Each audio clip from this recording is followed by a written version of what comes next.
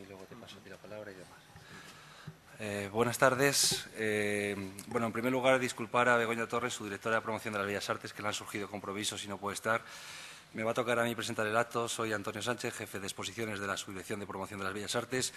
Y antes de entrar, me gustaría enmarcar este programa, Miradas Privadas al Arte Contemporáneo, dentro de las distintas facetas que desde la Subdirección estamos poniendo en marcha, encaminadas a conocer y difundir la labor de los distintos agentes del sector de las artes visuales. En estas líneas hemos organizado congresos, simposios, conferencias dedicadas a distintos agentes, desde el rol de género con las jornadas de mujeres en las artes visuales, desde elementos destinados a conocer y mejorar la importancia del comisariado de exposiciones, pasando por un gran elenco de actividades que tienen como marco la fotografía artística, que es uno de los puntos claves y una de las líneas estratégicas fundamentales de la subdirección. En este sentido, para la subdirección el coleccionismo es un campo de gran importancia, el coleccionismo privado. Se trata de analizar, discutir y poner en valor la labor que realizan los coleccionistas. Y en este marco venimos desarrollando desde hace 2 años con ARCO unas interesantes jornadas y debates profesionales, foros de pensamiento con ARCO, para dar a conocer en un círculo restringido y posteriormente mediante el diálogo de una coleccionista con una comisaria o crítica de arte los aspectos más importantes de su colección. También estamos organizando exposiciones centradas en colecciones privadas, como la que realizaremos en octubre de la colección Leandro Navarro, una de las grandes colecciones, fruto de su faceta como galerista, pero que es una colección con muchas peculiaridades y que queremos empezar con ella para mostrarla. Y seguido hemos puesto en marcha este proyecto de Miradas Privadas al Arte Contemporáneo, que va a ser conducido por el experto Joaquín Gallego, al que ahora daré la palabra. Miradas Privadas al arte contemporáneo pretende difundir, o mejor dicho, revelar la labor que realizan los coleccionistas privados en la difusión, promoción y el enriquecimiento del patrimonio artístico contemporáneo. Enriquecimiento no entendido solo como garantizar el aumento de su colección, sino la labor que se realiza ese patrimonio con los diferentes diálogos que posibilita nuevas lecturas y nuevos conocimientos de cara al público. Esa labor es absolutamente fundamental y ese papel es un eslabón clave en todos los agentes de las artes visuales. Y hasta hace poco tiempo no se le ha prestado la atención que merecía desde el marco institucional. Y por eso hemos puesto en marcha este programa que pretende difundir la importancia de los coleccionistas en esa labor de promoción, difusión y enriquecimiento del patrimonio y, al mismo tiempo, contemplar y posibilitar un cambio social, un cambio en la perspectiva social de cómo son vistos los coleccionistas, que hasta hace poco tiempo, a diferencia de lo que ocurre en otros países de nuestro entorno y más, no digamos, en el ámbito anglosajón, era incluso criticado o desnostado la labor del coleccionista, cuando lo que es muy loable y lo que posibilita el adecuado funcionamiento de la complejidad de los distintos agentes de las artes visuales en la actualidad. Por eso pusimos en marcha este programa, que empieza hoy con la conferencia que va a impartir Joaquín del Coleccionismo de Arte Contemporáneo de España, Crecimiento, Auge y Consolidación, y que continúa después con la visita a la colección de Pilar Citoler. Visita restringida por razones de seguridad, nos hubiera gustado hacerla mucho más amplia, pero no ha podido ser por esas razones, y que vamos a continuar con otras visitas a partir de la tercera semana de septiembre, visitas a la colección de José Antonio Trujillo, Álvaro Rodríguez, Julián Castilla o Enrique Vallet, todos ellos importantes coleccionistas de arte contemporáneo. Y dada la importancia y el éxito del programa, estamos pensando repetir una vez concluya para posibilitar el mayor auge de público y la mayor participación y conocimiento por parte del público de estas colecciones. Ha sido un éxito de convocatoria, el correo de promoción ha tenido multitud de solicitudes y lo habéis podido comprobar muchos de vosotros a la hora de verlo. Y, por último, voy a presentar a Joaquín Gallego. Muchos de aquí lo conocéis, me consta.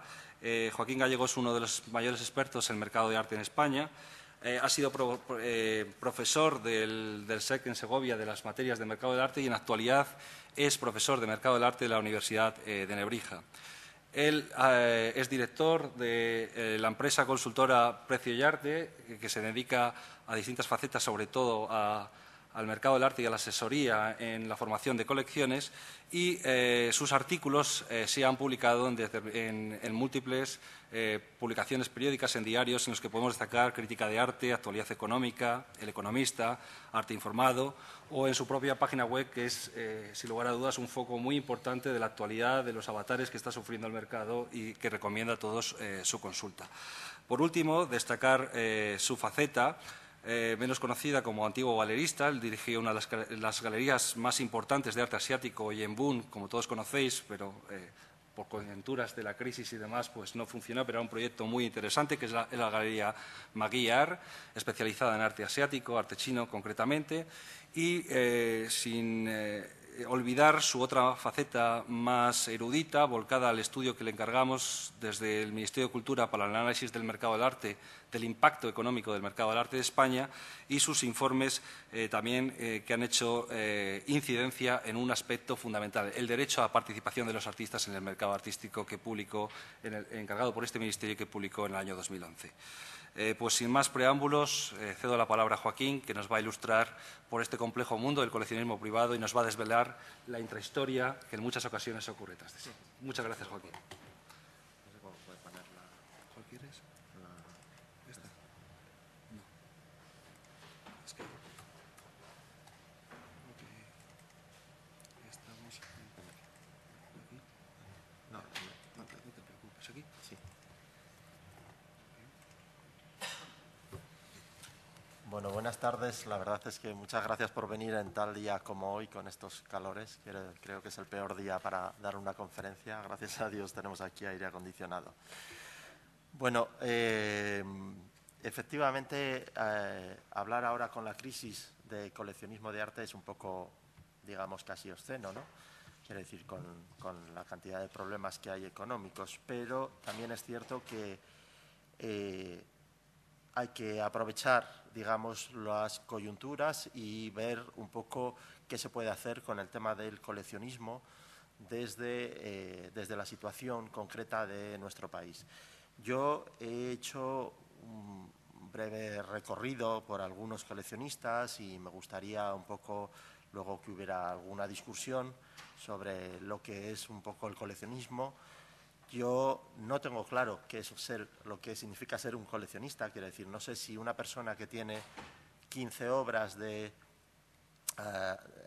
artistas o amigos suyos es un coleccionista cuando está muy bien definida esas 15 piezas, o si una persona que tiene 150 piezas sin definir y sin ningún tipo de unión o relación emocional con esas piezas, no sé si tiene realmente entidad del coleccionismo. Por otro lado, me gustaría centrarme sobre todo en el coleccionismo privado particular. Y para ello me gustaría sobre todo ver algunos análisis un poco de colecciones de arte en nuestro país, en arte contemporáneo. La verdad es que yo soy especialista en mercado del arte. Actualmente hay una fundación en España que está creando un buen estudio sobre mercado del arte, en el cual he participado un poco de forma lateral, porque efectivamente no había ningún informe de mercado del arte más que el que yo realicé hace 2 años. Y bueno, pues ha sido un poco lo que vamos a ver un poco. Bueno, no me he confundido de diapositiva. He puesto esta diapositiva, que no es evidentemente arte contemporáneo, pero no es arte contemporáneo actual. Este Botticelli es el único cuadro que salió de Italia en vida del artista y lo compró nuestra reina Isabel la Católica. Por eso lo he puesto, porque me parece muy interesante como ejemplo de lo que puede ser una buena colección de arte contemporáneo. Esta es la pieza que está en la capilla de los Reyes Católicos en Granada. Entonces, me parece que también, aunque no sea arte contemporáneo actual, no por eso tenemos que olvidar nuestros precedentes, y nuestros precedentes, especialmente con los Reyes, ha sido realmente exquisito en nuestro país. Bien, y luego me gustaría también ver que existen 2 importantes legados artísticos de patrimonio artístico importantísimos en España, como es la colección de la Fundación Alba, y hablo de la Fundación porque realmente la duquesa de Alba, como coleccionista privada, ahora ha creado una fundación para, digamos, blindar su colección, para que no sea, digamos, despojada o dividida en cuanto ella fallezca, cosa que me parece muy listo por parte de su persona. Y la otra gran colección es la colección Medinaceli. En el primer caso existen obras de arte contemporáneo también. Quiero decir, yo he puesto la foto con el Goya, con uno de los Goyas que posee, pero es importante verlo. Bien, a estas personas, ahora que estamos en el Ministerio de Cultura y que es la primera vez que yo creo que el Ministerio de Cultura pues tiene esta conferencia sobre lo privado dentro de un sitio público, hay que decir que hay que mimar a estas personas. Hay que mimarlas porque así como la Fundación Alba ha blindado o la Fundación Medinaceli están blindadas en cuanto a colecciones, el resto de colecciones particulares pues no están tan blindadas, y hay que mimarlas a nivel de exposiciones temporales. Yo he de decirles que me trasladé a Sevilla para ver la exposición de la colección de la duquesa de Alba que expuso hace un año. Esa exposición no se pudo ver en Madrid. Hace 30 años que no se puede ver en Madrid la colección de la duquesa de Alba. No sé por qué la duquesa de Alba prestó los mejores cuadros y esculturas de su colección al Museo de Bellas Artes de Sevilla y no lo ha prestado al Museo del Prado. Quiero decir, a lo mejor es política, digamos, de relaciones. Y también hay que ver cómo crear, digamos, de forma relativamente poco costosa, eventos artísticos de gran atracción de visitantes. Por supuesto, en Sevilla tuvo colas constantes hasta el último día, porque además era una exposición gratuita.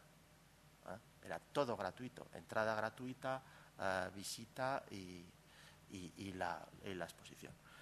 Bien, vamos a ver un poco cómo se divide un poco el coleccionismo, a lo que llamamos el coleccionismo, que es, digamos, el coleccionismo privado frente al público. Por un lado, lo público está totalmente subvencionado y su gestión está siempre apoyada en una base económica del Estado, quiero decir, lo pagamos todos, y por otro lado, el coleccionismo privado, que son fundamentalmente esas tres partes: el coleccionismo particular o personal, el corporativo, que son empresas, especialmente empresas bancarias, y el otro tipo de coleccionismo corporativo o más privado, casi corporativo, que es las fundaciones, especialmente la Fundación Juan March, que se crea en 1955. Otro cuadro que no corresponde, digamos, al arte contemporáneo, perdón, pero que les he traído porque este artista es uno de los que une a todo el coleccionismo importante en España.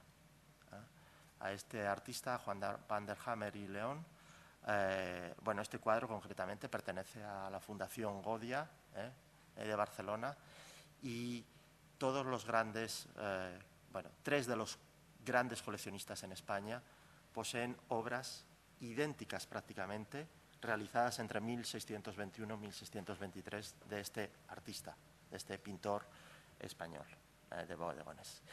Y los grandes coleccionistas españoles, según la revista Art News, y les puedo prometer y les prometo que está muy bien realizado, entre los 200 coleccionistas de arte del mundo hay 4 que son españoles. Uno es el empresario Juan Abelló. Luego veremos un poco de dónde provienen los grandes coleccionistas.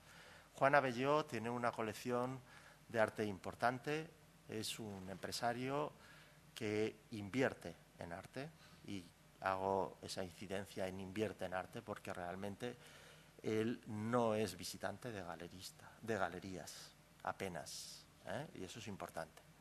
Quiero decir, él compra arte, tiene una colección fabulosa, tanto de arte clásico como de arte contemporáneo, pero es un empresario.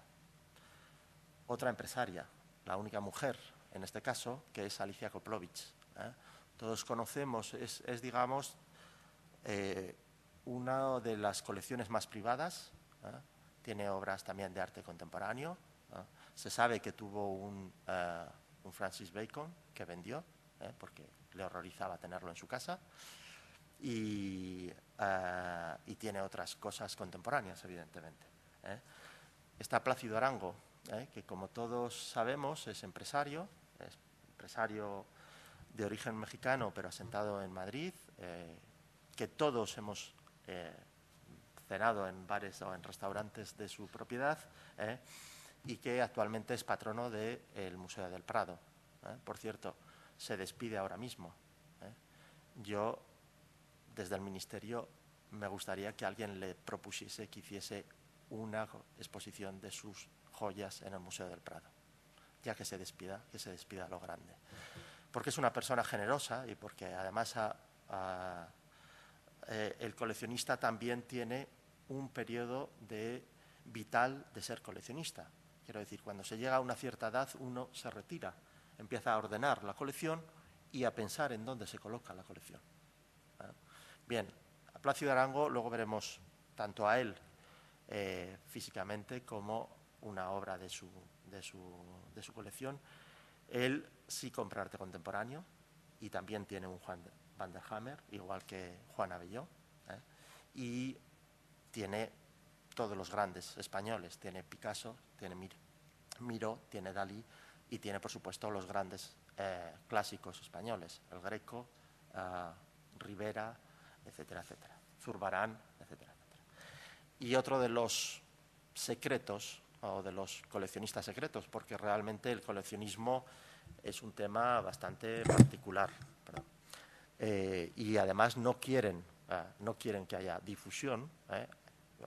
Ayer mismo me llamó una persona de una fundación y me dijo: ¿vas a publicar la entrevista o la conferencia? Y dije: no la voy a publicar, porque ya tuve ocasión de que un coleccionista de estos cuatro, al intentar sacar un artículo, pues me dijo que por favor que no solicitase. Entonces habrá alguna imagen que no tenga más que iniciales, porque no quieren realmente más que privacidad. Bien, estas son algunas piezas de Juan Abelló que se pudieron ver en dos instituciones museísticas. Una privada, que es el Museo Thyssen, donde mostró su colección de dibujos.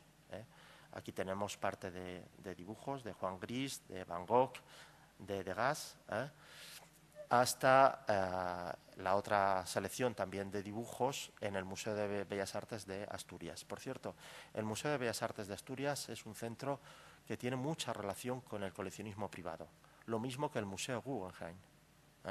Quiero decir que hay que ver también un poco, conocer bien la estructura de las direcciones de los museos, porque eso nos va a ayudar a ver quién es quién del coleccionismo. Bien, aquí tenemos a Alicia Koplovich, que es uno de los pocos cuadros que se conocen en propiedad y de forma pública de Alicia Koplovich. Ya sabemos que su hermana se conocieron parte de su colección porque tuvo un gran problema de robo. Por eso es el problema del coleccionismo, y más hoy en día hay que tener cierta, digamos, confidencialidad. Y aquí tenemos otra pieza de Plácido Arango, que es un Dalí exquisito de los años 36, 37, 38, exquisito. Y aquí tenemos a Baret Fisa, que, como digo, es una de las personas también empresario, más difíciles de ver. Él nunca va a una inauguración, y hay que decir, y en esto sí que soy bastante cauto, que son más que generosos, porque este señor, que ha donado ya varios cuadros al Museo del Prado, empezó en 1970 a donar este cuadro, que siempre ha estado expuesto en la capilla de pinturas románicas del Museo del Prado.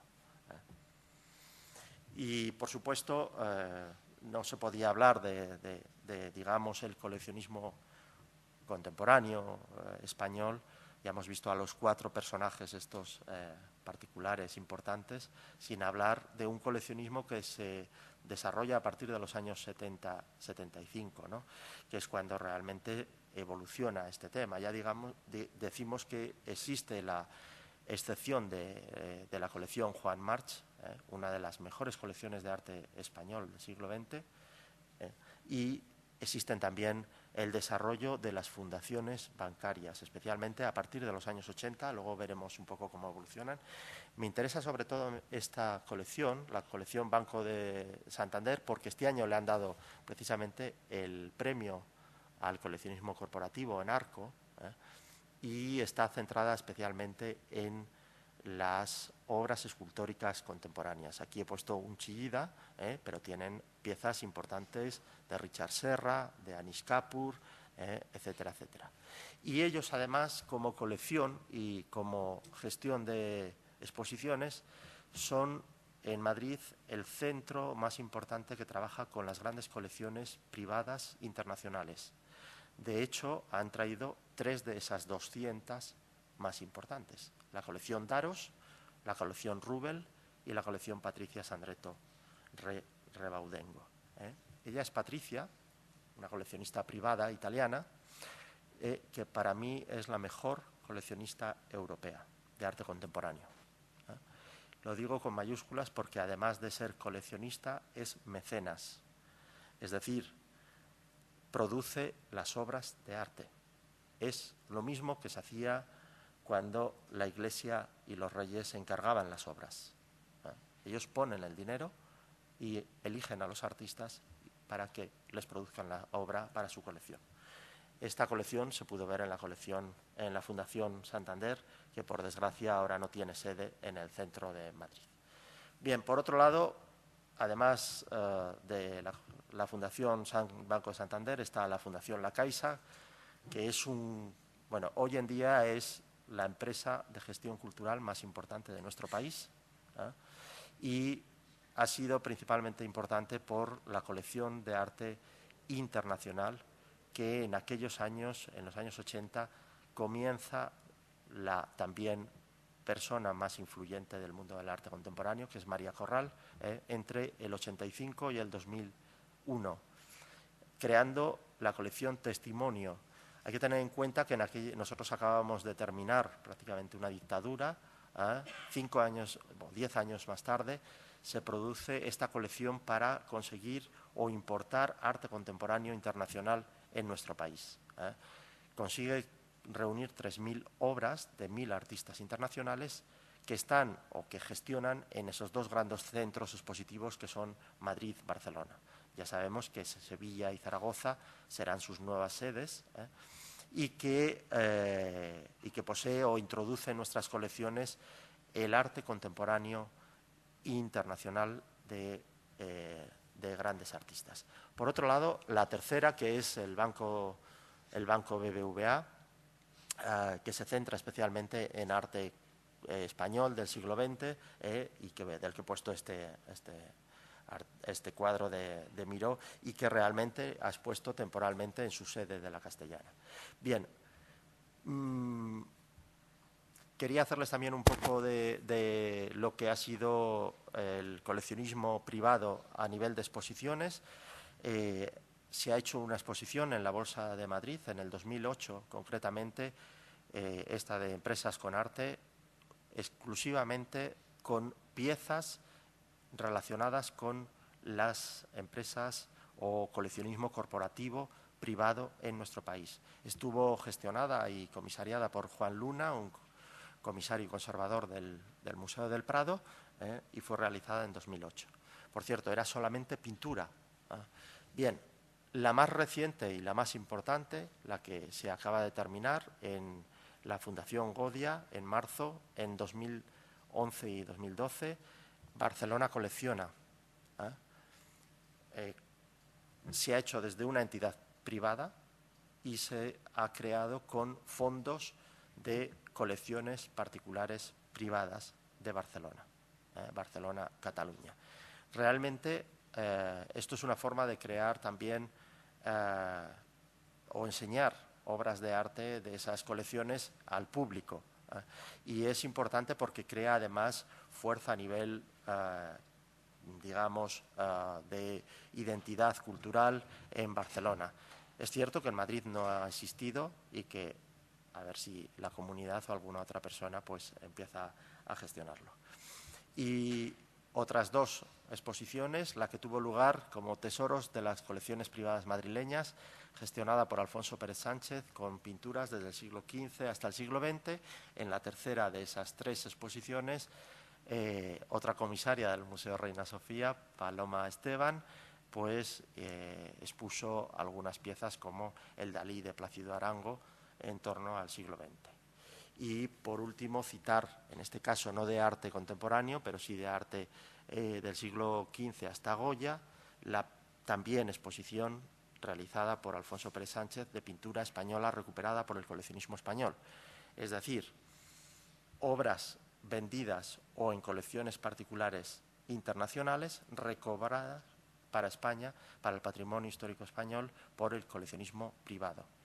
Y ahí están esos cuatro nombres que hemos dado al principio: Alicia Goplovich, Juan Abelló, Plácido Arango y Várez Fisa. Los cuatro son los principales coleccionistas que han recuperado piezas por su importancia también económica, ya que hoy en día el coleccionismo sin una base económica pues no podemos, digamos, coleccionar. Bien, aquí está una de las piezas preferidas de la colección del coleccionista catalán, bastante secreto también, especialmente en España, fuera de Barcelona apenas se le conoce, José María Civit, una persona que se dedica al marketing y a la publicidad, como otros muchos. Luego veremos un poquitín cómo está dividido los grandes, un Dan Flavin, una pieza que, por cierto, define su colección.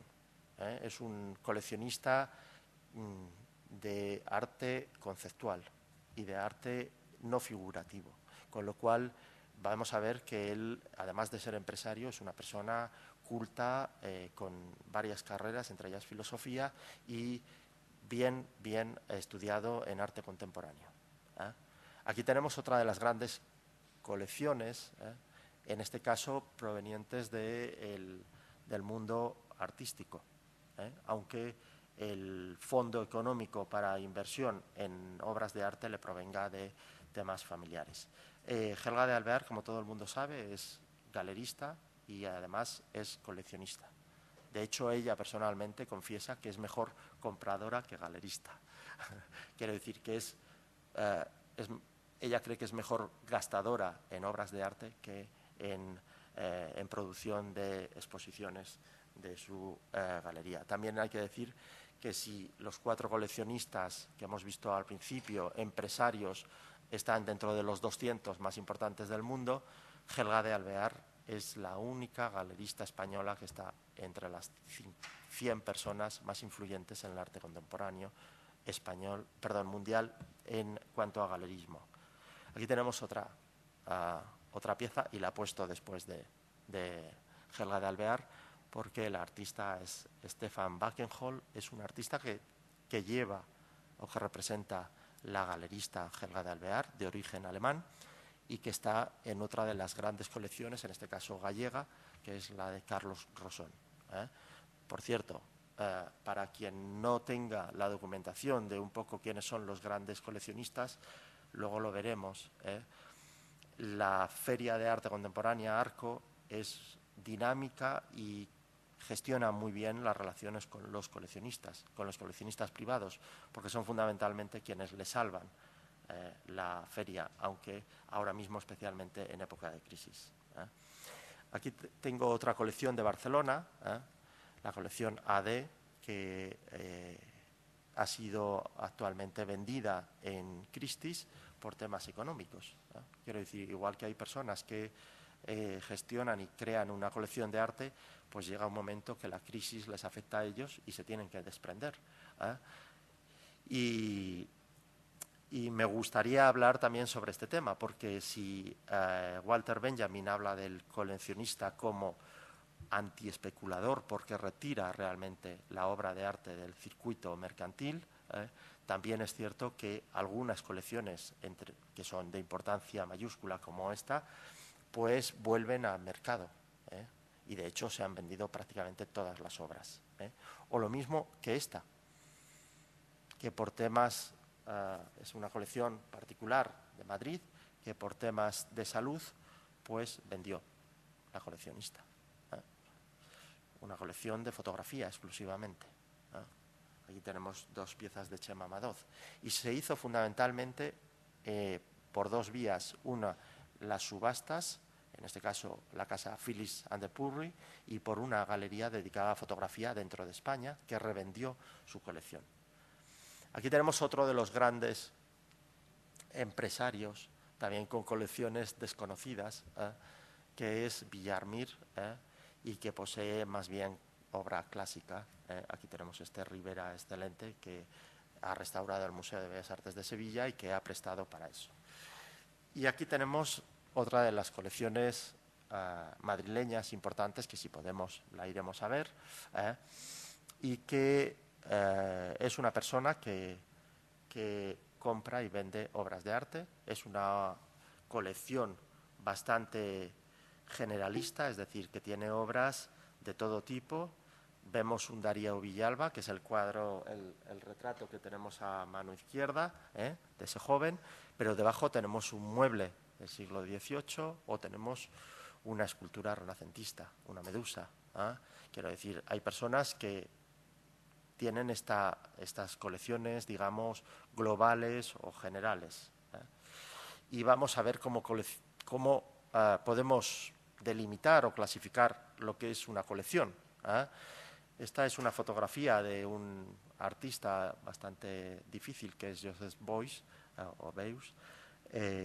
y lo traigo a colación porque hay un teórico economista marxista que se llama Teige, de principios del siglo XX, que dice que exactamente existen dos tipos de arte difíciles de gestionar o acceder a ellas por parte económica. Una es la poesía y otra es las artes visuales.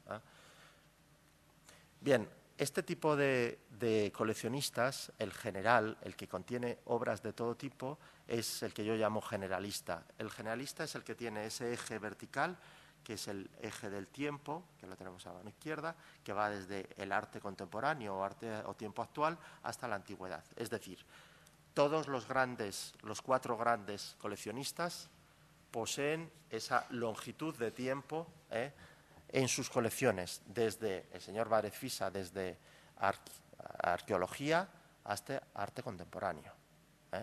Y además poseen diferentes tipos de medios o formas artísticas, desde pintura, escultura y dibujo, que es lo que se llama clásicamente bellas artes, hasta, a partir de los años 70 del siglo XX, que se introduce el concepto en el ámbito sajón de las artes visuales, incluyendo, digamos, obras de arte más espacialistas o el vídeo, la fotografía, instalaciones, etcétera, etcétera. Bien, esos 2 ejes, el tiempo y el tipo de media, es el que tiene este señor, que no es que sea un coleccionista de instalaciones, pero que compra también arte contemporáneo. Este es Plácido Arango, en la puerta del Museo del Prado, que es una obra de arte de una artista contemporánea y que, por supuesto, está ahí porque Plácido Arango estaba ahí, en el Museo del Prado. Quiero decir, esa obra de Cristina Iglesias se hizo en el Museo del Prado en vez de poner una obra clásica. Y, por otro lado, los coleccionistas, digamos, especializados que pueden ser por técnicas. Luego les mostraré un listado de coleccionistas de fotografía, que es una técnica artística, y por estilo. Puede ser dentro de la fotografía, pues que uno solo compre fotografía de género, o fotografía fotodocumentalista, o fotografía conceptual, si es que existe, o fotografía, digamos, artística, o fotografía escenográfica, tipos de estilo. ¿Y cómo son los coleccionistas privados particulares? Pues en primer lugar están los puros, que en arte internacional sería Panza di Piumo, el gran coleccionista del siglo XX de arte puro, digamos, que son los que tienen una relación y un interés estético en todas sus compras. Su colección es una cosa vivencial, es una cosa que ellos llevan, y normalmente suelen estar centrados en un periodo de tiempo no demasiado amplio, como mucho 100 años. Son coleccionistas que no suelen vender las obras sueltas y que tienen bastante unión con la sociedad. Algunos de nosotros vamos a ver la colección de Pilar Citoler. Pilar Citoler, que tiene más de 1.300 obras, solo vendió 2 piezas a lo largo de sus 43 años de coleccionismo. Y además actualmente está exponiendo parte de su colección, casi 200 obras, de forma gratuita en el Centro Cultural de la Cursa en San Sebastián. Es decir, cuando yo compro un bien inmueble y quiero que alguien lo use, alquilo mi piso. Cuando estos señores tienen una colección y prestan y quieren que la gente disfrute del arte, lo prestan sin ningún tipo de contraprestación. Quiero decir, ese es el tipo de coleccionista puro. El segundo tipo sería el interesado. Hay alguno en España donde no tienen una única orientación estética, quiero decir, conllevan muchos registros a nivel de tiempo y a nivel de orientaciones estéticas, son colecciones eclécticas y tienen múltiples vías de adquisición. Normalmente el coleccionista puro compra siempre en primer mercado, es decir, en galerías y en ferias. Es decir, la relación es de la venta directamente sacada del estudio del artista vía galería. El segundo no, el segundo ya empieza a comprar en subastas y compra y vende. Y el tercero es el exhibicionista, que en nuestro país prácticamente no existe, que yo no conozco a ninguno, y que, bueno, en Inglaterra tenemos el caso de Saatchi, donde se compra realmente las obras más que nada por la espectacularidad y por, digamos, la importancia que pueda llegar a tener en los medios de comunicación, que luego hablaremos de este tema también. Digamos que no tienen ningún tipo de eco ni relación emocional con el coleccionista. Y de hecho son coleccionistas que invierten en arte. Realmente les importa poco el arte. Bien, aquí está, vamos a ponerles cara, ¿no?, a algunos de las personas más interesantes y que además hacen que esto funcione. Porque para mí es una desgracia que en ninguna universidad pública en este país se dé mi asignatura, que es Mercado del Arte. Quiero decir, es una pena porque los artistas no saben cómo vender su obra, no saben nada de dinero, no saben qué precio tiene su obra ni por qué tiene que tener ese precio. No. Yo he de decirles que normalmente pongo entre 5 y 7 veces a la semana precios a obras de artistas que me dicen qué precio pueden tener sus obras, porque no saben nada de dinero, no saben nada de galerismo. Bien, Pilar es, como decimos, la coleccionista pura, entre comillas, del coleccionismo español. Ya tiene más de 70 años, ya también entra dentro de digamos, de la caída a nivel de adquisiciones. Ella ya no compra apenas obras. Existe una fundación que lleva su nombre, la Fundación Pilar Citoler, que gestiona su colección. Su colección se llama Circa siglo XX, porque realmente es el siglo XX español el que prácticamente colecciona, aún con incisiones o experiencias muy importantes de arte pop americano. Y aquí tenemos otra mujer, las he puesto porque son mujeres, hay que ponerlas al principio. Ya es arquitecta, es otra de las importantes coleccionistas españolas, especialmente de vídeo. Quiero decir, esta sería, si ella es una colección generalista, porque tiene desde 1910 hasta 2012 obras de estos años, de todos los medios, tiene fotografía, vídeo, apenas tiene instalaciones porque ella dice que no tiene espacio, que la instalación es prácticamente para los museos.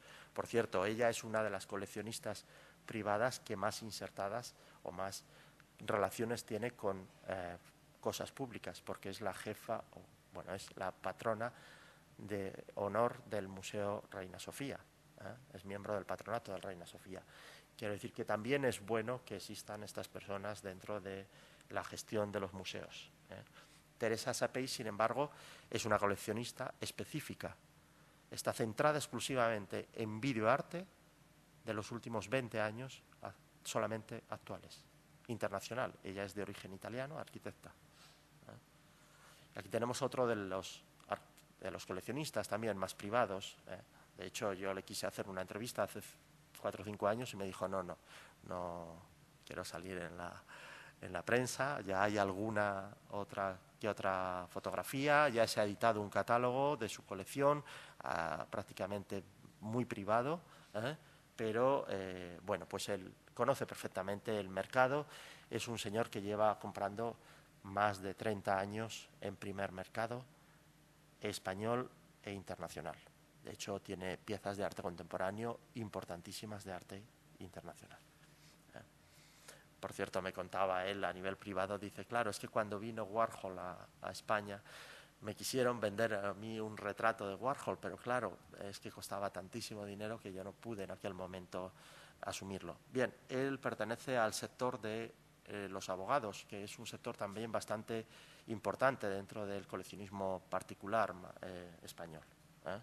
Aquí está de nuevo Helga de Alvear, la galerista, y aquí está Manolo Escobar, que también colecciona arte. Y colecciona arte y, como dice una compañera del público, efectivamente tiene una exposición ahora mismo de su colección, prácticamente de las mejores piezas, comisariada por Juan Manuel Bonet, es director del Museo Reina Sofía. Yo les he puesto esta pieza, que es un Guillermo Pérez Vialta, pero tiene también obras prácticamente igual que Pilar Citoler, desde principios del siglo XX hasta principios del siglo XXI. Y él es un un coleccionista que ha ido evolucionando igual que su carrera artística. Empezó comprando piezas pequeñas de principios del siglo XX, de vanguardias catalanas, hasta llegar principalmente a centrarse en la figuración madrileña, cuando él especialmente ganó dinero con El Carro, con su canción.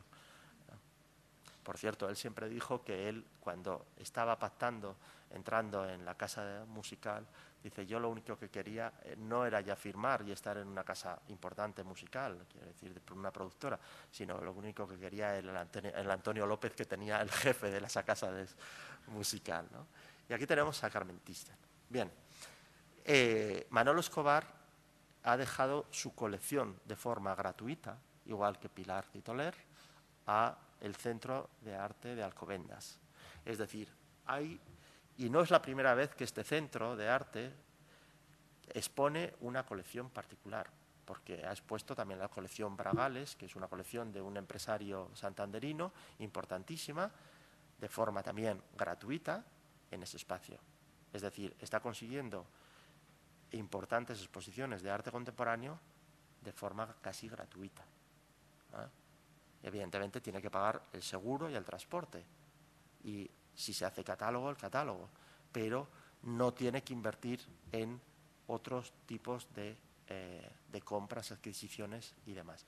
Claro, esto normalmente lo hacen, digamos, lo que son centros de arte, es decir, gestión de organismos expositivos que no tienen fondos importantes.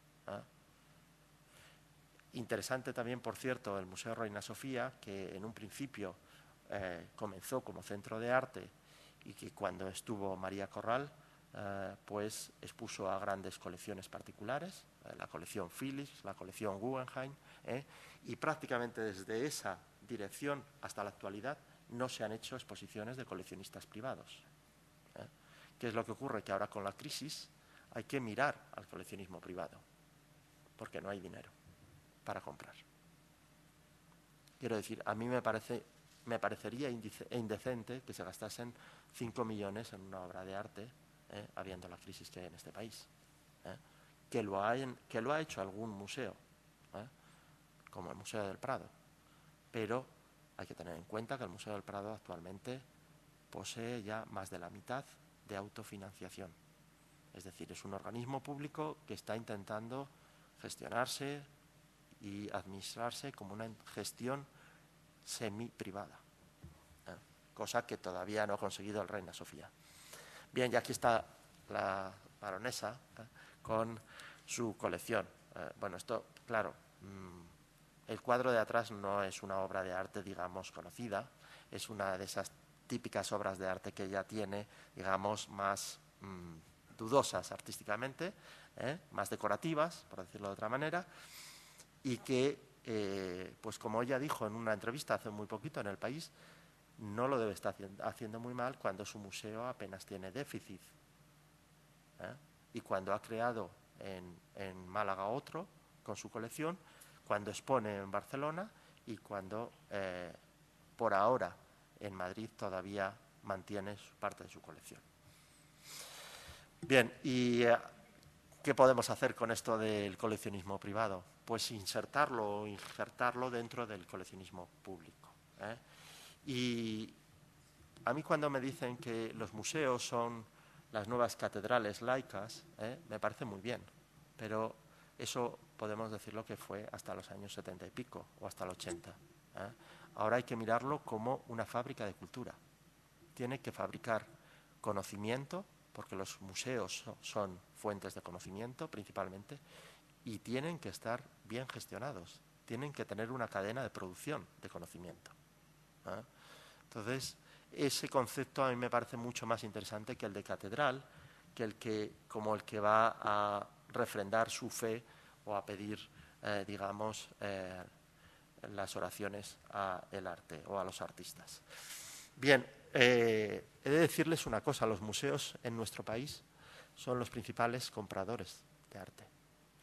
Quiero decir, en la Feria de Arte Arco, el Museo Reina Sofía es el principal comprador en cuanto a inversión de todos los coleccionistas. Y luego veremos un poquito. Y, por cierto, al ser una entidad pública, normalmente se le suelen hacer descuentos, más descuentos que no a un coleccionista privado.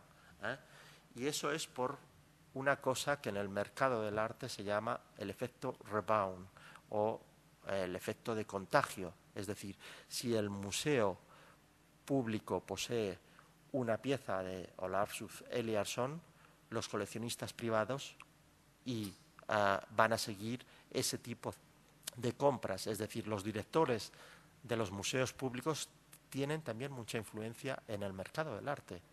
Yo cuando escucho hablar a directores de museos de arte contemporáneo que no quieren saber nada del mercado, les digo, pero si ustedes son los mayores compradores, ¿por qué? Ustedes no se dan cuenta de que son realmente los principales agentes del mercado en nuestro país, porque España, al igual que Francia, tenemos un sistema de predominio público. Luego veremos algún ejemplo entre Madrid y Barcelona. Bien, este es un interesante ejemplo de cómo museos públicos insertan colecciones privadas en sus museos, en sus colecciones. Ahí tenemos un Leguer, aquí abajo a la izquierda, dentro de cuadros pues, del siglo XVIII-XIX en el Museo Lázaro Galdiano. Por cierto, un coleccionista privado. Aquí tenemos la colección Jouvet, María José Jouvet, expuesta en el Museo Lázaro Galdiano e inserta dentro de las colecciones. Como ya les he dicho, por eso he querido empezar con ese cuadro de Botticelli. Todo es arte contemporáneo, ya sea antiguamente o ya sea en la actualidad. ¿Ah? A ver si me pasa. Aquí tenemos otro coleccionista, que es el señor que está a mano izquierda, junto con Bonet, y que posiblemente podamos ver su colección, viendo o inspeccionando un espacio público en un pueblo de Ciudad Real, donde él nació, donde él ha expuesto parte de su colección. ¿Ah? Para ello, lo único que pidió fue únicamente medidas de seguridad y unas medidas de exposición básicas. ¿Ah? Este señor, de la colección Himalaya, pagó personalmente el transporte, el seguro, la empresa de colgar las obras para abrir el museo en su pueblo. ¿Ah? El museo se llama El Mercado y está en Ciudad Real, en un pueblo de Ciudad Real que se llama Villanueva de los Infantes, donde se ven obras de su colección, que es también, como Pilar Citoler, centrada especialmente en arte español contemporáneo, desde los 50 hasta la actualidad. Otro ejemplo también que se le ha y que quiero comentar, porque es un coleccionista internacional que reside en nuestro país, que se llama Han Nefker, es un holandés, y que debido a herencias familiares pues posee un fondo económico importante y tras una enfermedad pues ha empezado a distribuir su colección a nivel de préstamos en grandes museos de arte contemporáneo, desde el MACBA al Reina Sofía, a centros holandeses, belgas, europeos. Es decir, tiene una colección que no está en su privacidad, es una colección pública y es una colección democrática, abierta, repartida, con lo cual las cosas han cambiado y el coleccionista no es el coleccionista celoso, que también nos existen, pero también hay otros abiertos y realmente ceden las obras realmente a otros centros públicos. Bien, la verdad es que en esta especie de plano o de mapa o geografía del coleccionismo, a mí me interesa mucho la fotografía y he dicho, bueno, ¿por qué no poner un poco coleccionistas de fotografía? Que a veces no las conocemos. Ahí está Ana Gamazo. Yo voy a veces en galerías, hablo de Ana Gamazo y nadie sabe quién es Ana Gamazo. Ana Gamazo de Hohenlohe, esposa de Juan Abelló. Y ahí tenemos un poco en qué se centra. En el siglo XX, en fotografía internacional. Santiago Saavedra, que es otro también de los coleccionistas secretos de fotografía española. Lola Garrido, interesante, porque fíjense en esas jornadas que hablaba en la presentación Antonio sobre el coleccionismo en la Fundación Lázaro Galdiano, pues se invitó también a Lola Garrido, una de las mejores coleccionistas y más puras de fotografía. Helga de Alvear, que como no, la fotografía ya está insertada en el arte contemporáneo y que posee su sede en Cáceres. Rafael Tous, que es otro coleccionista catalán de Barcelona. Anabel Suero de González, de Madrid, del siglo XX. Juan Redón, de Barcelona. Aquí vemos cómo el centro coleccionista se centra concretamente en esas dos ciudades. Colección Ford Fotoarte, el coleccionista me ha pedido que no dé su nombre, pero vive en Madrid, aunque él nació en Ciudad Real. Enrique Ordóñez, que es para mí el coleccionista más importante en fotografía en nuestro país, y Fotocolectania en Barcelona. 4-3 gana Madrid. Y así estamos. Quiero decir que es más o menos el porcentaje que existe. Es cierto que Madrid ahora mismo se está convirtiendo en el centro artístico contemporáneo De hecho, grandes galerías catalanas y de otras ciudades van a venir la próxima temporada a nuestra ciudad, con lo cual va a traer de nuevo más coleccionistas y más gestión de arte. Ahí tenemos a Laura Garrido, que, como ella dice, es la coleccionista pobre de todo ese listado que les he dicho. Ella ha sido gestora de instituciones fotográficas y creó una de las mejores colecciones en nuestro país de fotografía, que es la colección Banesto, una colección corporativa insertada como dación o pago de impuestos en el Museo Reina Sofía. Y este coleccionista privado me ha dejado una imagen también muy bonita, porque es una fotografía de una de las mejores y de las primeras fotografías de los bandidos que había en Andalucía en el siglo XIX y en las cuales pues se basa toda esa iconografía orientalista. Él es Joaquín Hernández de Tejada, un bandolero andaluz de 1870, apresado. Ahí tenemos a Rafael Tous, el coleccionista de fotografía catalán. Concretamente tiene muchísima colección de fotografía asiática, es el coleccionista que más se ha centrado en fotografía china, y aquí tenemos un ejemplo de Juan Yan, que tiene esos paisajes exquisitos. Bien, y aquí tenemos un poco lo que les mueven a comprar. Vamos a ver si vamos terminando un poco. Tienen motivaciones sociales de uso. Las motivaciones de uso pues son sociales, son lo que yo puedo poner en mi casa. Quiero decir, mi mujer a veces no sabe que yo tengo o he comprado un grabado de Tapies porque no puedo comprar más, en ese mi caso. Pero hay coleccionistas que yo conozco que no dicen a su mujer que se han gastado 30.000 euros en una galería. El valor de cambio es importantísimo porque es el único valor objetivo de forma económica de todos estos 8 motivaciones o valores del coleccionista. Es el mercado, es el valor de mercado, lo que vale la obra de arte. Lo simbólico, lo que conlleva la obra de arte asociada a nivel de marca, a nivel de marketing y a nivel también personal. Y el cuarto, el de signo, el de pertenencia. Miren, una de las cosas que yo más conozco, que es este tema del coleccionismo, los coleccionistas y los galeristas se quieren y se aman. Y además, aunque algunos se lleven mal, no hacen más que hablar de arte y repiten hablando de arte y siempre siguen porque tienen un nivel de pertenencia mucho más fuerte, de cohesión por pertenecer al mundo del arte.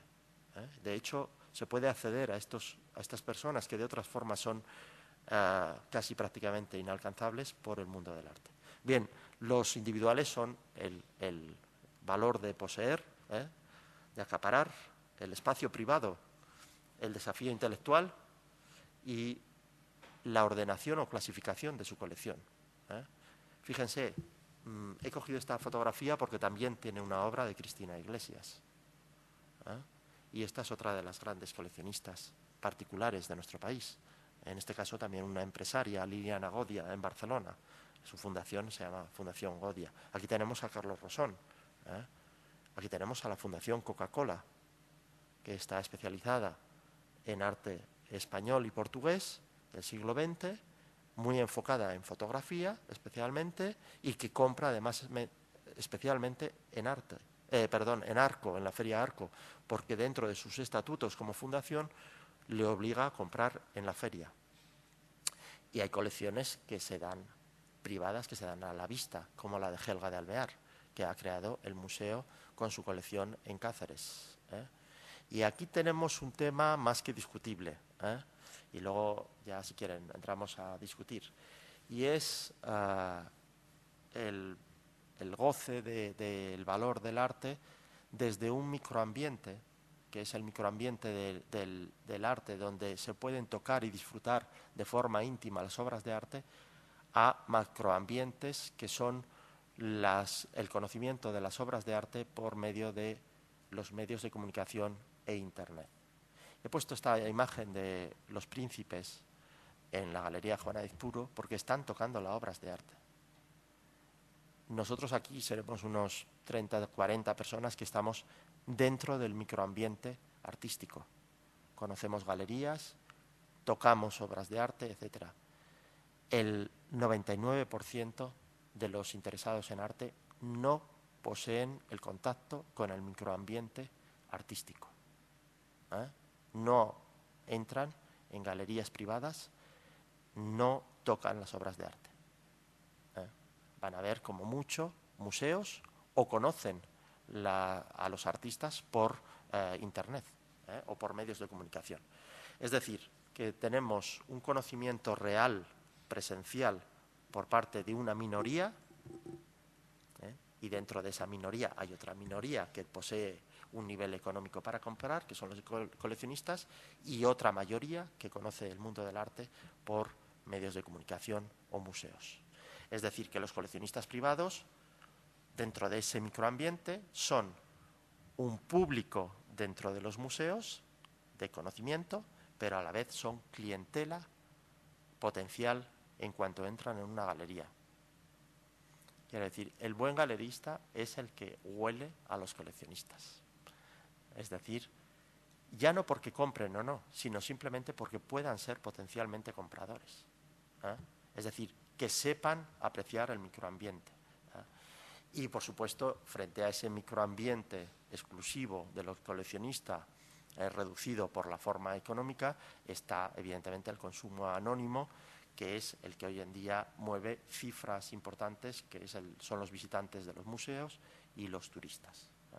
La foto es de Pierre Gonot, que trabaja con Juan Aizpuru. Y, por cierto, si no tenemos ese gran potencial económico como Juan Abelló, pues a lo mejor hay que adecuarse a nuestro valor cultural y económico. Aquí tenemos un famoso actor que posee una colección estupenda de fotografías. Él me confesaba en una inauguración que a él lo que le gusta es descubrir. Lo mismo que me dijo Helga de Alvear. Dice, yo cuando voy al banco me dicen que invierta el dinero en tal, y le digo directamente al jefe de la oficina que me deje en paz, que yo cuando quiera me lo gasto en una obra de arte porque la he descubierto a tal artista o me gusta esa pieza. Entonces, el mejor coleccionista es el que equilibra esos intereses económicos y culturales de forma, digamos, armónicamente, quiero decir, de forma equilibrada. Quiero decir, este señor solo puede comprar fotografía. No se puede comprar un Rothko o un Picasso porque le costaría tener que vender toda su colección y más. Y aquí tenemos los coleccionistas. Hay coleccionistas menores que no inciden para nada en el mercado, coleccionistas medios que frecuentan grandes galerías pero que tienen un fin especulativo, es decir, que compran y venden. Es decir, hay personas con cierto nivel económico que en vez de comprarse pues parcelas en Alcobendas, pues compran arte a nivel especulativo o a nivel inversión económica. Y por otro lado, los grandes coleccionistas, que son los que influyen en el mercado y que suelen provenir principalmente del mundo financiero, del mundo industrial, ya hemos visto esas 4 personas, del conjunto de parcelas liberales, abogados, arquitectos, y del mundo del arte.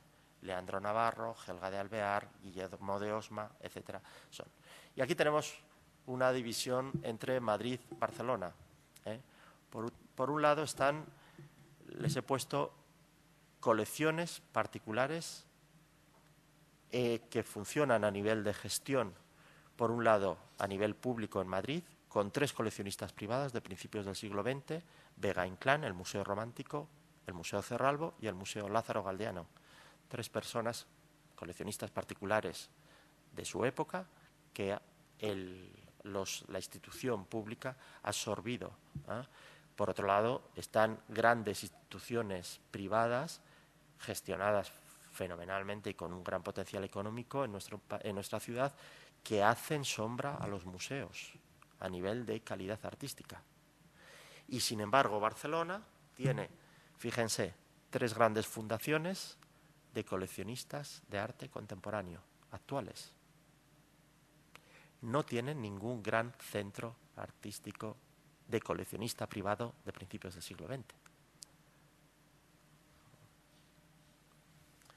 Es decir, que estamos, como en Francia, con un gran peso de administración central, autonómica y local, que producen gestiones más que dudosas. Hay cosas que son prácticamente, digamos, como obligación por parte para las instituciones públicas o para los niveles políticos autonómicos, que son las fundaciones de sus grandes artistas, como Tapies, Miró y Serrano en Zaragoza. Les he puesto la foto de la Fundación Serrano en Zaragoza. Este museo, con la nueva ampliación, que es la que tienen ustedes ahí abajo, se ha gastado casi 8 millones de euros en la ampliación y actualmente está sin un euro para la gestión posterior al contenedor. Bien, aquí tenemos grandes colecciones privadas corporativas que se crean a partir de los años 80. La colección Arte Contemporáneo es la que compra para el Museo de Arte de Valladolid, la colección Bergué, una colección privada, la colección Mafre, Banesto, Central Hispano, absorbida por el Santander, la Coca-Cola, la Fundación AENA, etcétera. Aquí tenemos esa colección prestada también para el Centro de Arte de Alcobendas, los Bragales, de Santander. Y aquí tenemos el desarrollo del coleccionismo español desde la muerte de Franco hasta la actualidad. Se inicia el coleccionismo privado más amplio en esos 7 primeros años iniciales. En el 82 es cuando se crea Arco, que es cuando se da realmente el crecimiento o la ampliación de ese nivel de pequeños coleccionistas que invierten en arte. Y, por cierto, el Reina Sofía se abre en el 86. Esos son momentos importantes en el que son definitivos como a nivel de crecimiento. A partir de esa institución como museo, como centro de arte todavía, de arte contemporáneo en Madrid, hay un cierto auge por ese contagio, por ese efecto que tienen los grandes museos al coleccionismo privado particular y corporativo. Es, como digo, cuando se crean las grandes fundaciones empresariales. En el 92-96, la crisis del Golfo, que prácticamente lleva a la ruina a la Feria de Arte Arco, la consolidación entre el 96-2003, que es cuando se crean especialmente muchos museos en España. Hay grandes cifras en subastas, especialmente en esas fechas entre el 2003 y 2007, que es el punto álgido del mercado español contemporáneo. Arco es el año 2007 cuando recibe, por ejemplo, una de las 10 galerías más importantes, que es la Galería Pace-Wittgenstein. Ninguna galería de esas grandes importantes viene actualmente a Arco por la situación económica. Ni Gagosian, ni Barbara Glamston, que estuvo también en 2007, ni otras galerías. Y la crisis, evidentemente. Fíjense, entre el 2003 y el 2007, la casa de subastas Christie's hizo y vendió piezas en Madrid. Sotheby's dejó hace mucho tiempo de vender en España. A ver si me deja pasar. Ahora, aquí tienen ustedes las ventas de Christie's en nuestro país. Actualmente se realizan ventas privadas. Evidentemente, si es un BIC, no se puede sacar de España. También gestionan ventas de BIC, por cierto, Christie's. Y si hay alguna pieza que se puede exportar, concretamente de arte contemporáneo, últimamente han salido en Londres piezas de colecciones españolas de Juan Muñoz, de Miró, de Picasso, etcétera, etcétera. Bueno, ahí tienen ustedes un poco los millones que se llegaron a alcanzar concretamente en 2006, el nivel más alto con 15 millones de euros en nuestro país en una venta privada de subastas. Ya lo quisieran ahora. Bien, por último, decirles que hay ciudades que gestionan muy bien este tema del turismo cultural, como son Palma de Mallorca, Santander, que son las dos grandes clásicas, con un sistema de galerías importantes, con una colección de arte con financiación pública, con ferias de arte. En Palma de Mallorca se tuvo una sede de Arcolonia, la Feria de Arte Santander, existe todavía, existen muchos centros de arte, museos, fundaciones. Actualmente se ha incorporado Málaga también como otro centro o como otra ciudad cultural, y tienen esa adecuación cultural económica importante. Aquí tenemos una exposición de Mapplethorpe en el CAC. Y aquí creo que ya acabo con el listado, que no es un listado privado para nada, sino es un listado público que es el listado que ofrece y que premia a Arco, la Feria de Arte, desde 1997. En el lado izquierdo, los particulares; en el lado derecho, las colecciones corporativas, especialmente bancarias y empresarias. Bien, aquí tenemos a Ugarte, una de las colecciones que está creando también un museo a nivel público en Navarra, y eso es lo que quería ver un poquitín. Bueno, muchas gracias. Espero que tengan ahí preguntas.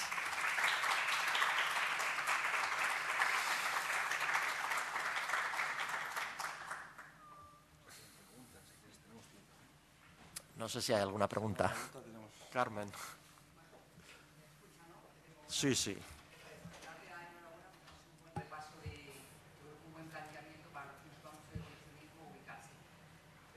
Cuando planteabas al principio de tu conferencia que no sabía muy bien qué considerar una relación particular o privada, que si era alguien que tenía 10 piezas, 15 piezas, o 150, o 500, o 1000, y luego te vas al tema de lo de los puros, ¿qué más? Puros, otra... Interesados y eclécticos. Exhibicionistas. Entonces, ahí yo te quiero hacer una alusión, es decir, mi opinión. Es decir, yo, por ejemplo, las colecciones que estoy investigando, hay que centrarse en la gente pura. Es decir, ¿para qué interesados? Es decir, gente que de repente usa el mercado del arte como un interés para luego generar un beneficio. Entonces, eso no es un mencionar que un coleccionista puro te va a generar un patrimonio, que los coleccionistas puros sí que definen ese tipo de intereses. Y luego los que hacen espectáculo, como Saatchi, Saatchi es capaz de posicionar en un mercado mundial a cualquiera de los nombres que tenga. Que hay que tenerlo en cuenta, que históricamente posiblemente en un futuro se revise, eso sea uno, pero ahora es marcan en cierto modo este tipo de gente el mercado a nivel de cotización internacional, que muchos de nuestros artistas españoles no están en él. Entonces, eso sí que no, me ha gustado que lo digas, pero por ejemplo, a los coleccionistas privados, no, eso el tema de eres puro, eres impuro, eso ha quedado un poco así. Pues mira, en España no hay más que prácticamente puros. Hay alguno interesado, quiero decir, que compra pues porque le gustan cosas. Quiero decir, la persona más rica de nuestro país no compra obras de arte. Y me parece perfecto. Si no le gusta. Y la segunda persona más rica del mundo solo compra de un artista de Santander ya fallecido, que tiene 27 o 28 piezas. Si no le gusta el arte contemporáneo, pues que lo compre su banco, que me parece fenomenal, por otro lado. Muy buena. Comprar arte porque tiene otra filosofía y porque quieren vender absolutamente. Pero lo que te ha quedado así un poco raro es el tema de los puros, sobre todo si hubiera coleccionistas aquí. Pero bueno, ¿quién es puro? No, todos en España prácticamente son puros, quiero decir. Y hay algo... Si yo te pregunto, ¿a quién metes en el saco de los que son... De los interesados, a Florentino Pérez. Los hay. Te doy nombres y apellidos, ya que estamos en Petit Comité. Quiero decir, no hay más que ir a Arco. Y yo creo que soy de los que mejor conozco el coleccionismo español. Te doy nombres y apellidos, claro, pero evidentemente todos estos coleccionistas que están premiados por Arco, todos son puros. Quiero decir, están invirtiendo sus excedentes económicos en arte, que podrían comprarse casas o podrían vivir, como dice Helga de Alvear, con un yate en Palma de Mallorca, tranquilamente, que los hay.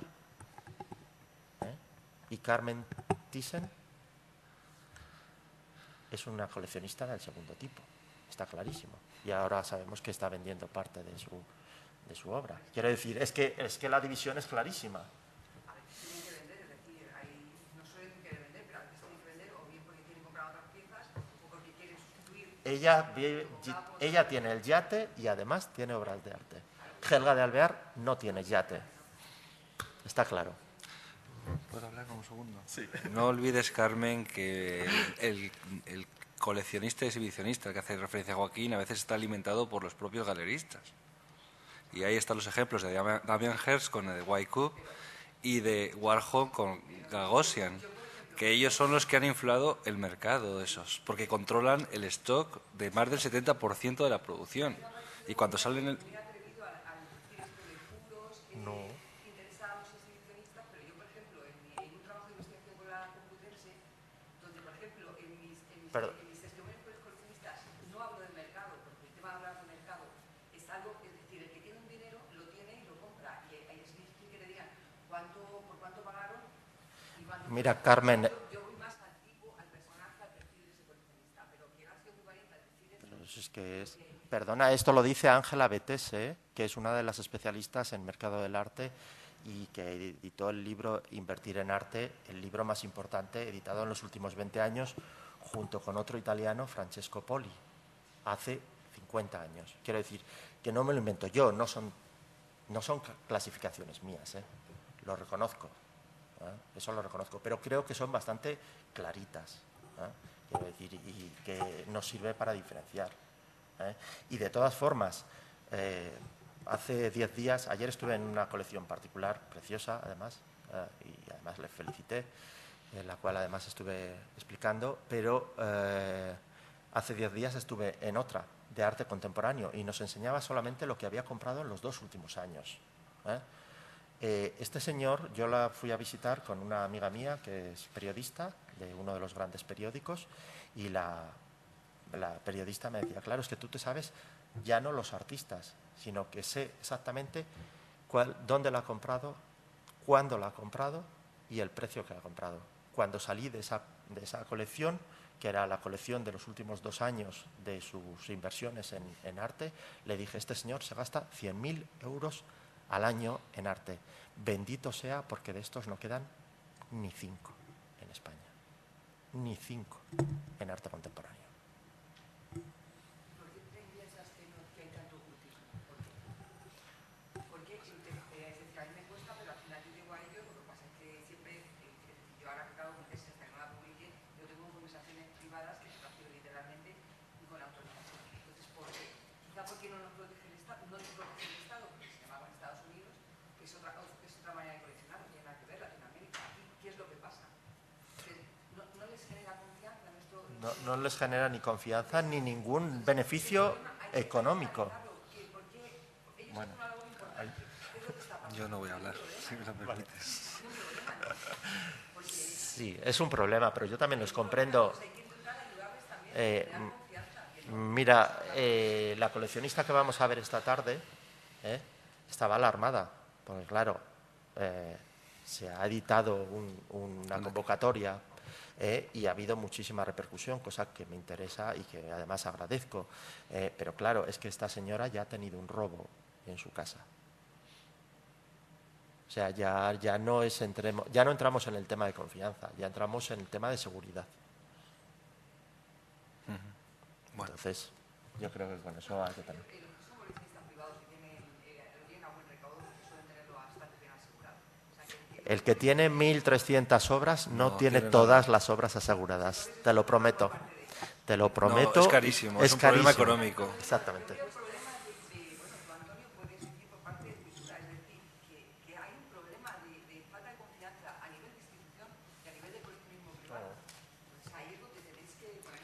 No es un problema tan sencillo, Carmen. Ya hablaremos un día de algo de para hablar largo y tendido, pero no es tan sencillo. Perdona que estaba ella primero.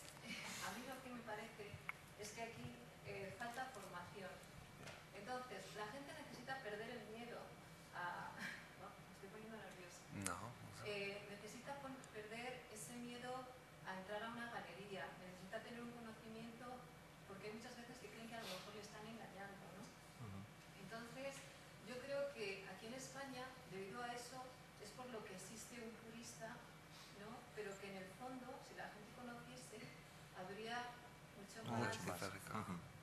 Y bueno, yo de hecho estoy, debido a eso estoy organizando pues, talleres alrededor de coleccionismo fotográfico y está habiendo muchísimo interés. Aquí tienes a... De hecho, luego quería hablar contigo. Pues estupendo, estupendo. Yo creo que fui el primero en este país que ha organizado visitas para hablar directamente con el galerista y que te enseñe además sus fondos, que es una cosa preciosa y exquisita. Desde hace 6 años lo llevo haciendo todos los años, incluso varias veces al año. Perdón. ¿Cuándo una colección empieza a tener una entidad de colección?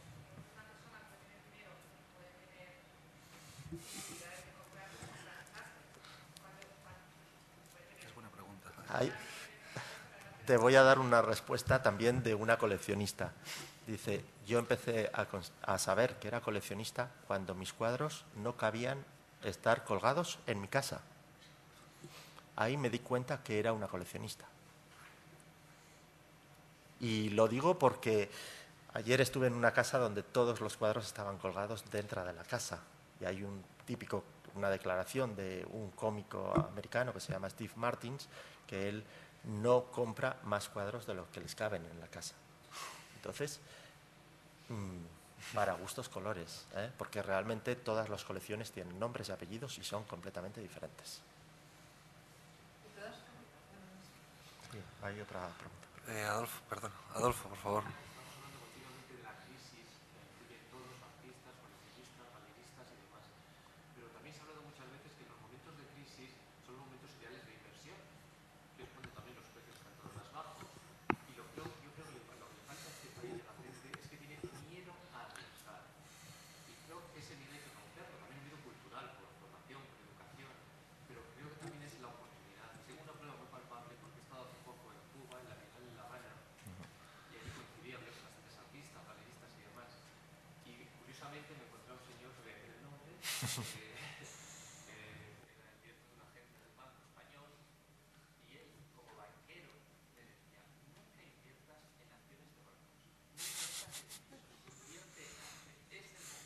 Es el momento, efectivamente, de comprar.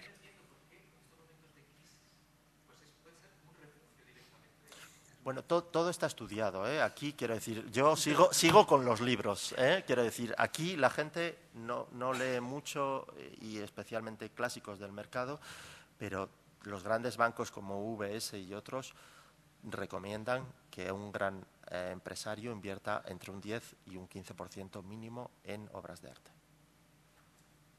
Quiero decir, tienen un gestor de activos no inmobiliarios que recomiendan ese tanto por ciento. Y Abelló lo lleva a rajatabla. Sí, bueno, lo que quería decir también es que tampoco para empezar una colección uno necesita tener mucho dinero, que también es una creencia que está equivocada. Porque, por ejemplo, en el caso de la fotografía, hay gente aquí en España que no se conoce, o sea, sus colecciones están, las desconoces porque eres a lo mejor fotógrafo y entonces te mueves en ese mundillo y son coleccionistas que tienen la colección en su casa y la han hecho a raíz de intercambios con otros fotógrafos de la época, pues, de Steyes y todos estos. Y de esos, o sea, esta gente empezó, Lola Garrido, por ejemplo, yo la he escuchado hablar y ella decía pues, que empezó con muy poco dinero, ¿no? Y así vas creando una colección. Entonces, bueno, es una de las cosas. También otra cosa que pasa en España es que la ley de mecenazgo, que ahora está en revisión y parece que va a haber un cambio gracias a ver si sucede, pues tampoco ayudaba mucho, ¿no? En otros países comprar arte desgrava y eso incentiva a que se produzca esa inversión. Y cuando lo que era dicho del mercado, de que ahora en épocas de crisis es el momento de invertir, pues ahora mismo también se sabe que hay una burbuja, cuidado con esto, hay una burbuja en el mercado del arte, como lo ha habido en el mercado del ladrillo. Así que... Y más en unas técnicas que en otras, en unas materias, ¿no? Pero... Cuidado ahí también. Usted es de fotografía. Sí. Yo sé mucho de mercado de la fotografía. ¿Qué va a pasar ahí, Joaquín, en el mercado de No, fotografía? miren, tengo coleccionistas que no compran fotografía. ¿Saben por qué? Porque la gente está duplicando las obras. Quiere decir, los fotógrafos todavía no se consideran artistas. Y es más, Nadie sabe la diferencia entre un vintage y una copia de época. Cuidadito con este tema, ¿eh? Cuidado, porque en España, y usted ha aludido a un fotógrafo, yo le puedo dar nombres de varios clásicos que no quieren ser artistas, quieren ser fotógrafos editores. Cuidado con este tema, ¿eh? Porque en Estados Unidos ha habido denuncias de coleccionistas alegados que están duplicando las obras. O sea, si yo compro una tirada de 7, ¿por qué usted me saca otra tirada de 7 de esa misma obra? Otra edición cambiándole el formato. Bueno, Man Ray y otros muchos. Quiero decir, en Estados Unidos hay demandas por ese tema. Y en España el mercado de fotografía está muy verde, especialmente porque no hay galerismo formado y porque los artistas no tienen ni idea de lo que es el mercado. Ni idea. O sea, tendrán mucho conocimiento estético, artístico, pero no saben nada de mercado. No, ni lo que es una galería de fotografía. Vamos, lo digo porque yo hablo con galeristas todos los días. De todas formas, en cuanto a los galeristas, también hay veces que venden obra. Yo he visto aquí vender obra que la gente la compra como patata y resulta que realmente no tiene ese valor, porque en cuanto a la fotografía, cuanto menos copia, bueno, además de que hay muchos valores, lo que tú estás diciendo, que si es vintage, o sea, que si se hizo la copia en tiempo de cuando se hizo el negativo, si tardó unos años, o sea, todo esto hace que la fotografía tenga un valor u otro, ¿no? Pero hay veces que se venden cosas. Son terrenos movedizos todavía, ¿eh? Por eso es necesario saber y por eso la gente no compra, porque hay un desconocimiento. Pero si tú conoces. No, mire, le voy a decir una cosa. No existe ningún texto en castellano sobre mercado de la fotografía, sobre mercado, que aclare las cosas. Yo di una conferencia en un curso de verano y me pidieron escribirlo y le dije no. ¿Quién es el guapo? Claro, no le podemos poner el cascabel si esto no empieza a regularlo alguien. Pero también es un tema generalizado, porque se está diciendo de que en Estados Unidos también ha habido casos de. O sea, es un problema de la clonación, que además es un tema inédito que se está trabajando aquí en España, que está trabajando en eso con universidades de Cambridge y Oxford, y es algo inédito, y que va, o sea, afecta mucho al mercado del coleccionismo. No, yo tengo coleccionistas que no compran fotografía. Directamente no quieren entrar porque no quieren tener problemas de falsificaciones. Porque es que estás hablando de casi falsificaciones. Pero bueno, es otro tema aparte, quiero decir. Bueno, quería hacerles simplemente este ejemplo que yo creo que, bueno, son casos particulares. Me he dejado muchos, evidentemente hay muchos más coleccionistas, gracias a Dios, pero activos quedan ya muy pocos, hay que cuidarlos. Una pregunta más, nada más. Pues bueno, muchas gracias por asistir.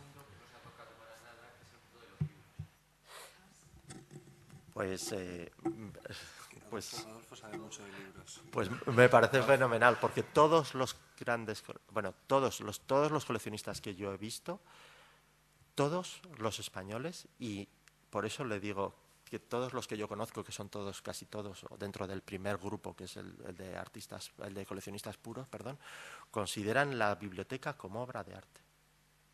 ¿Eh?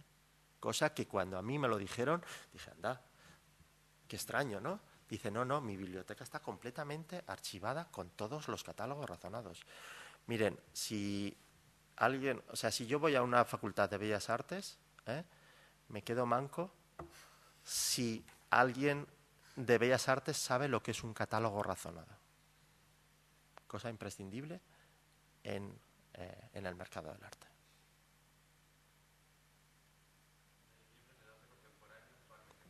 Claro. Sí. No. Y acaba de haber una feria de libros de artistas. Quiero decir que es un tema interesantísimo, que además en Barcelona ya se llevaba un par de ediciones. Es un mundo que está comenzando, es un mundo más desarrollado sobre todo en Bélgica y en Centro Europa, sí.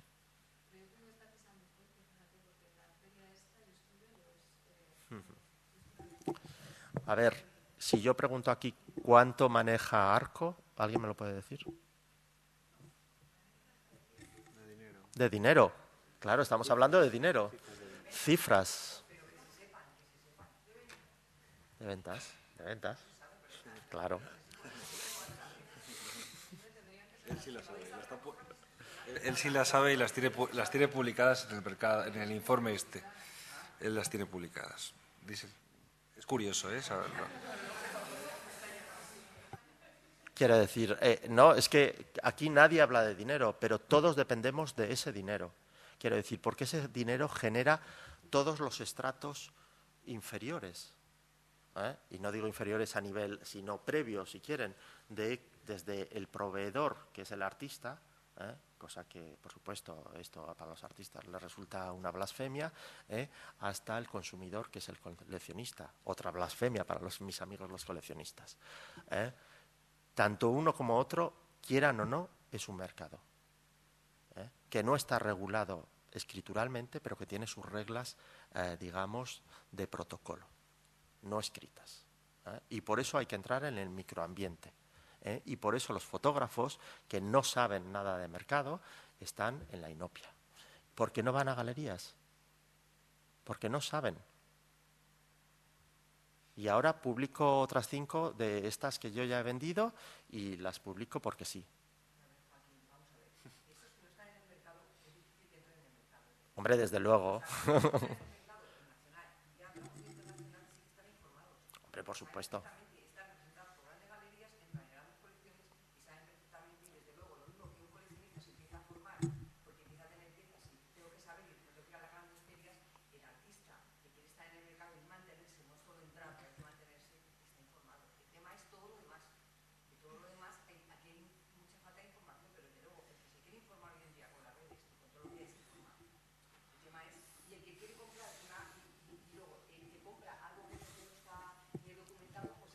Mira, Carmen, hay una empresa cultural española que vende obras de arte por 100 euros de un artista. Sí, y una galería.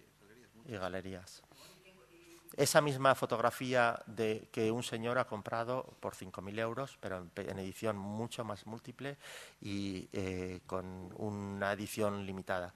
¿Eso por qué no está en el contrato? Cuando yo me gasto 7.000 euros en una fotografía, ¿por qué no me dicen, hay 7 ejemplares y no se va a editar ninguna más? No porque el señor que quiera publica 100 o 200 a tamaño mínimo y las vende también. El artista.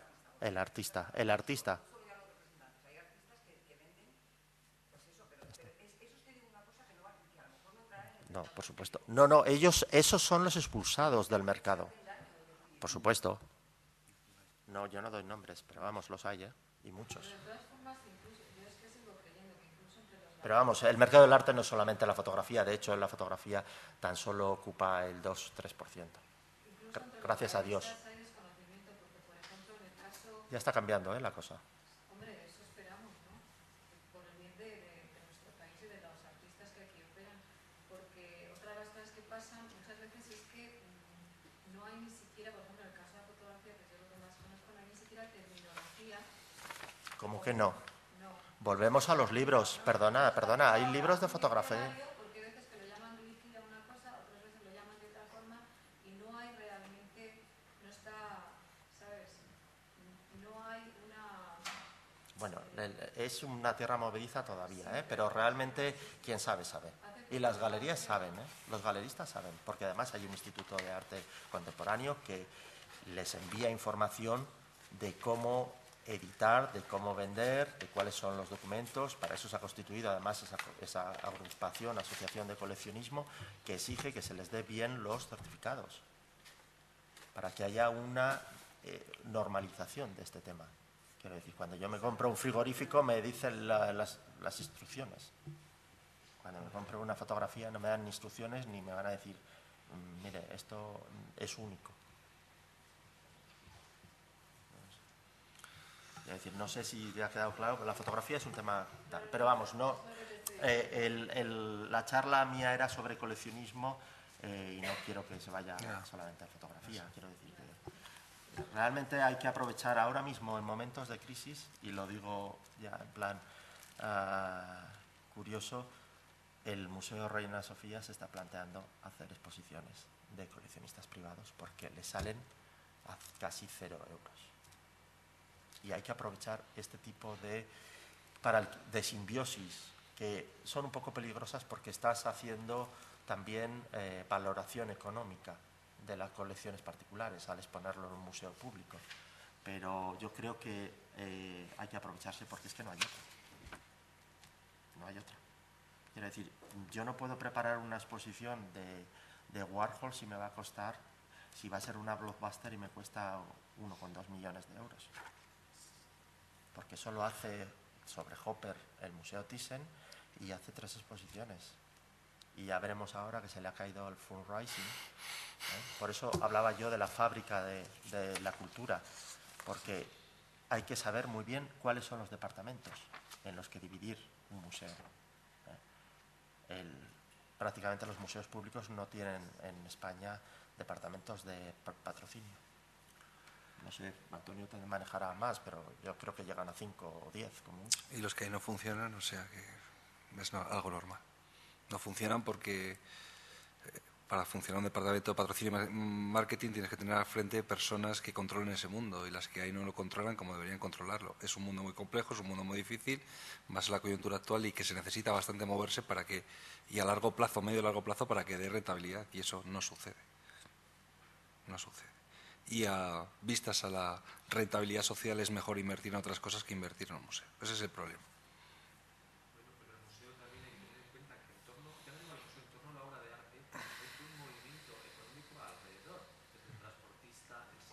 El catálogo, la camiseta, el souvenir, o sea que en torno a ello hay unos intereses económicos múltiples y eso el museo lo puede aprovechar muy inteligentemente también para sacar dinero, y lo están haciendo, porque muchos de los museos, las tiendas son el Corte Inglés ya, te venden de todo.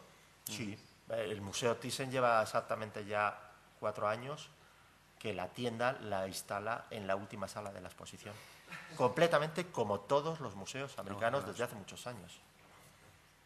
Y ahora mismo a nivel de redes, por ejemplo, los museos están realmente, saben que necesitan cambiar las cosas, que lo del White Cube, esto ya se ha pasado de moda. Entonces, por ejemplo, en Barcelona creo que fue el CCB el que realizó estas conferencias alrededor del museo, Museo Next creo que se llamó, y vino gente del Albert Museum, y bueno, pues se les ve que todos ellos realmente están introduciendo, pero unos cambios, están poniéndose al día con toda la tecnología, cambiando lo que es el concepto del museo, ¿no? Pero no el coleccionismo privado continúa igual.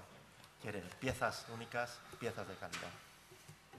Eso se lo digo yo. Bueno, perdonad que interrumpa ya, pero es que tenemos que acabar porque tenemos una visita en breve y hay que ir a la dirección y demás, y es complejo. Bueno, muchísimas gracias por asistir y espero que os haya gustado y habéis disfrutado y nos ha iluminado por el camino de los problemáticas. Eso es lo importante.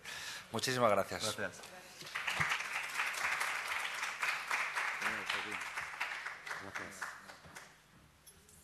No hay nadie más que tenga la visita de Pilar, ¿no? De Pilar Cintoler, no hay nadie más que tenga que recoger la documentación, ¿no?